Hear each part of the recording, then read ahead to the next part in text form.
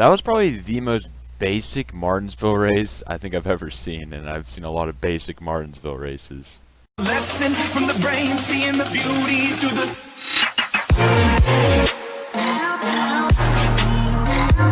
What's up YouTube, welcome back to the video, and today we are going to be reviewing the NASCAR race at Martinsville, the the Blue Emu Fast Relief Pain Reliever. I don't know, y'all know what the name of it was, but yeah, it's been about a week since I posted.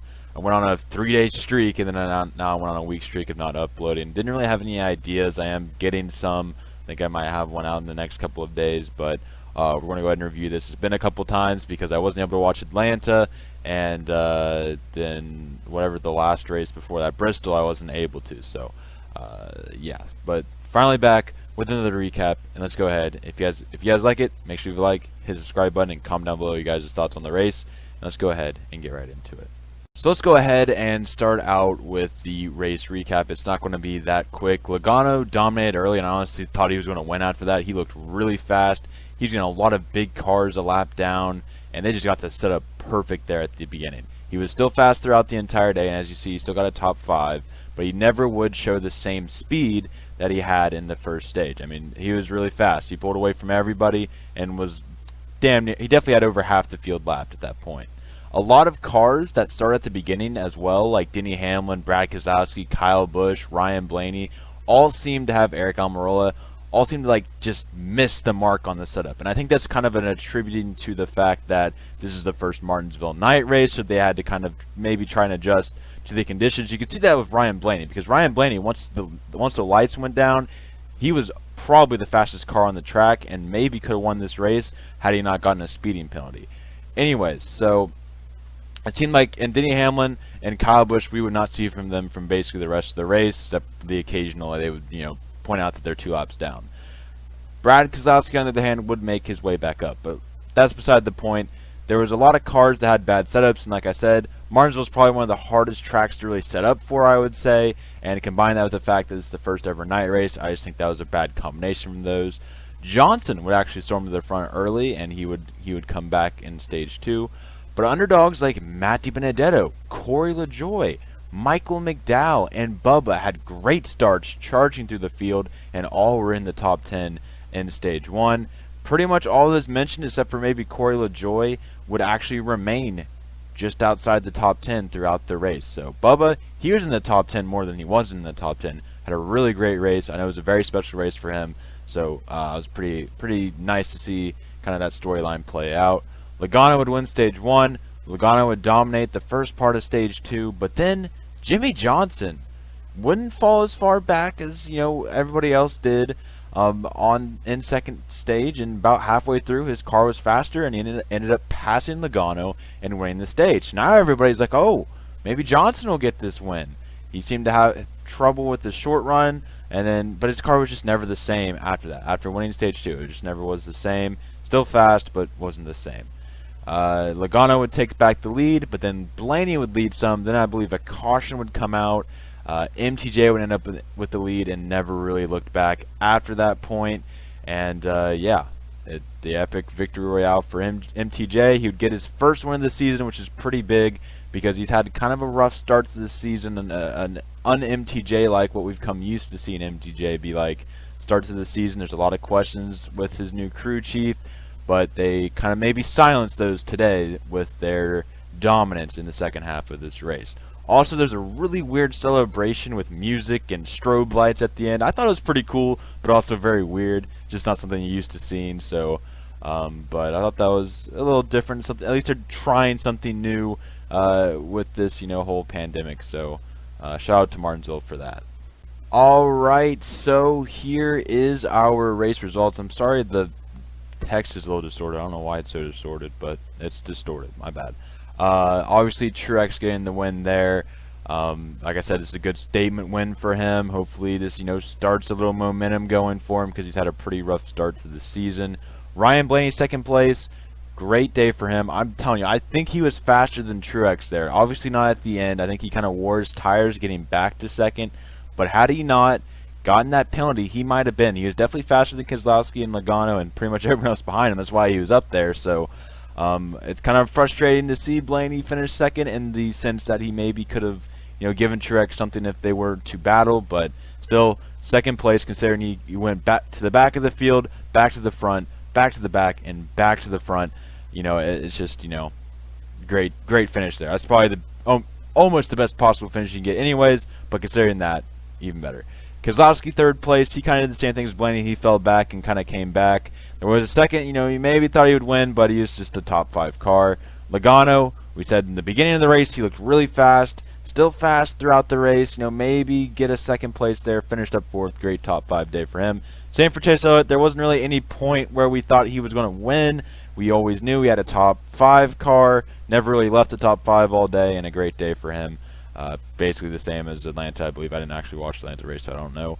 Alex Bowman, 6th place, though. I want to give a lot of credit to Alex Bowman here, though. He had a terrible car in the first stage. I mean, I think he even had a tire rub, it seems like, but he was, a lap down in stage 1. Worked his way back up, got a 6th place finish. This is what I like to see from Alex Bowman. Even when I don't think Martinsville is one of his better tracks, I'd have to ask Chinry, but I don't think he's never really been that great at short tracks.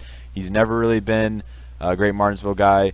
Didn't have a great car to start with, but was able to kind of work through that, get back up to 6th place, and I like seeing that from him. Matty Benedetto, though, they went to his car. His car was clean. He had very little damage on that car, considering just about every car had damage on it. And it was a nice thing to see Matty Benedetto running in the top 10 all day. I just love seeing it. It's so happy. It'll never get old seeing Matty Benedetto run well. And, I mean, like I said, he's a legitimate championship contender. I've said it many times. He's very consistent in that 21. And, he had an unfortunate happening at Bristol. But watch out for him at the night race. 8th place, William Byron. He was just kind of average all day, in and out of the top 10. Worked his way up there at the end. Seemed to have a good end run, but throughout the day it was just kind of average. Kurt Busch in the top 10 pretty much all day. Same with Jimmy Johnson. We talked about him. He had a really fast start to the day, but his car was never the same after stage 2. Bubba Wallace, he was in the top 10 for a lot of the race, but then on the final run, I believe he kind of got pushed back to the field. He didn't seem to be able to have the ability to fight back up, and then all of a sudden, out of nowhere, he just appeared in 11th place and fighting Jimmy Johnson for 10th place. So great run for him. And the storyline obviously is running the Black Lives Matter scheme, so that worked out. I mean, a lot of people were kind of saying that was not a lot of people, but I did see people saying that was rigged. But you got to remember, we've been seeing a lot of better, performances from Bubba Wallace and RPM recently, and Martinsville is one of his better tracks. So I don't think it's rigged in any way, shape, or form. So yeah, I think this is his best finish. He has best track. So I guess that's just convenient if it were to be rigged. But Ryan Newman, 12th place, solid day for him. Chris Buescher, 13th. I don't know why. I thought he was doing terrible, but he has not been that bad this year. He's just, been average. And, who knows? Maybe, he's been stringing together a couple decent finishes, I guess. So there's that. Michael McDowell, though. I've been hating on him. I've been saying, John Hunter Nemechek's making him look bad. The last couple of races here, he's been finishing better than John Hunter Nemechek. So he was in the top 10 for a little bit of the day and the top 15 for most of the day. So shout out to him. Kevin Harvick, he was really in the top 5. It seemed like Stage 1, he was in the top 5. Stage 2, he was in the top 10. And then Stage 3, he was outside the top 10. So he just kind of progressively got worse. Stewart-Haas Racing had a lot of issues with their batteries. I think everybody had an issue with their battery on the team, maybe except for... No, Clint Boyer definitely did. So I think all of them had, battery issues. So that's just obviously just a team thing. I'm not sure what really caused that. I guess Martinsville's tough on the batteries, but still. Anyways... Now we're going to look at the results not on the screen. Tyler Reddick, 16th. This is his first ever race at Martinsville, I believe. So, being the highest finishing rookie, there's not much more you can ask for. Clint Boyer, 17th. He had a fast car at the beginning, but like we said, Stewart-Haas had that issue with their batteries. Corey LaJoie, 18th. There was a point in this race where I was like, dang, he might just be chilling in the top 10 all day. I mean, he looked legitimately fast. Kind of fell off throughout the race, but still 18th place. That's a great finish for that Go Fast Racing team. I have noticed they have been finishing a little bit better than we would be used to seeing. Kyle Busch, 19th. I mean, he just was. It was a tough day from him for basically all of JGR except for Martin Truex. It was a tough day throughout, start to finish. I don't think I can't remember a time where they were on the lead lap. So Unfortunate for them, as Eric Jones also finished in 20th place. Ricky Stenhouse 21st, Ty Dillon 22nd, Matt Kenseth 23rd. Nothing really notable to say about them. Denny Hamlin, we said they had struggles. John Hunter Nemechek. It's just kind of a what we expect from front row. A little reality check there, and nothing else really to talk about. Christopher Bell ended up finishing 28th. I didn't hear about him all day long, along with Cole Custer. So tough days for those guys. And I do want to kind of touch on Austin Dillon. Had an issue at the beginning of the race and never was able to recover, and actually had an issue with the car that he was making it kind of more physically demanding than it usually would be, and he had to seek medical attention about 100 laps with about 100 laps to go, and did not return to the race. Hoping Austin Dillon is okay, because he was having such a great season up to this point. I hope this is not a sign of what's to come, because I don't think it will be, but hopefully he's able to keep up what he has been doing up until this point. I think he's basically finished around the top 10, which is actually pretty good for him. So he's looking like an actual, playoff contender. So it is currently 11 o'clock at night, and as you can see, I put left turn central instead of left turn rating. I apologize. My brain is in another dimension at the moment, so there's that. But anyways, as you can see, I gave the left turn rating, not central, but rating, a 7.5. I don't know.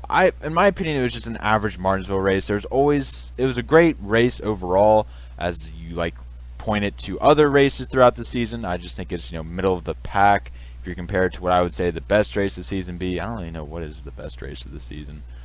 I don't know. What if I rate? I think the highest rated I did was a 90, and that was probably Darlington, it seems like.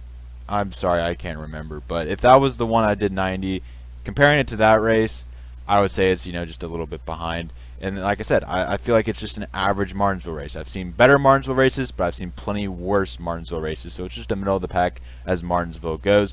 A lot of passing. This package definitely helped the racing. There was a healthy amount of different leaders. You saw the lead change. You saw Joey Logano obviously early, to Johnson in stage 2, to Blaney in stage 3, to MTJ finally at the end, and it was a nice kind of changing of the guard there. Like I said, there's a lot of passing. There always seemed to be a battle going on that they could point to, so you always were entertained. But as far as there wasn't really any question once MTJ took the lead that he wasn't going to take it. There wasn't much drama. And I think that's just what kind of I felt was lacking. It was just the finish, but the finish doesn't make the race. If this is a great finish, maybe it's the best race of the year. I don't know, but you could definitely argue it to be an 8 or 8.5, I guess. But for me, it was just kind of obviously above average race, a great race, but just something missing from it for me. But all in all, I liked it. This new package or not new, but old package on the short tracks is definitely working. So. Hopefully that continues on with Dover. English is hard. That is all I have for today. If you guys did enjoy, make sure you hit the subscribe button, and comment down below your guys' thoughts on the race. I want to hear what you guys think about this race or thought about this race. Do you think I rated it too high? Do you think I rated it too low? Did I rate it just right? Let me know down below in the comment section. I've been starting to see a lot of comments about my friend up here. Yeah, it was at first supposed to kind of be a prank, and I just kind of got too lazy to take it down. So, yeah, my friend here, her name's Barbara. So, yeah, I know you guys have been starting to comment about it, so I figured I'd acknowledge it in my videos. So, yeah, and that's all we got for today's videos. So I'll see you guys in the next one. Peace out.